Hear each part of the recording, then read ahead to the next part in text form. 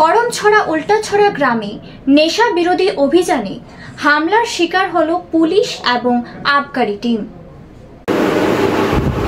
আজকে 23/9/2025 তারিখে সকাল 11টার সময় আমরা ধলাই জেলা এক্সাইজ টিম এবং ডিএআর পুলিশ এর যৌথ অভিযান করার সময় করমছড়ার আন্ডারে উল্টাছড়া গ্রামে যখন আমরা 21 প্রান্তুষ ত্রিপুরার দোকান এবং বাড়িতে রেড করি এবং সেখান থেকে প্রচুর পরিমাণে অবৈধ আসামের তৈরি দেশি এবং বিলেতি মদ উদ্ধার হয়, তখন এখানে উপস্থিত প্রান্তুষ ত্রিপুরার স্ত্রী এবং পাড়া প্রতিবেশী ও তাদের আত্মীয়রা আমাদেরকে ঘেরাও করে এবং আমাদের উপর আক্রমণ চালায়। তারা পুলিশের হাত থেকে সমস্ত মদগুলি কেড়ে নেয় এবং আমাদের একজন পুলিশ কনস্টেবল জেনাথন ফালাম ওই সময় আহত হয়।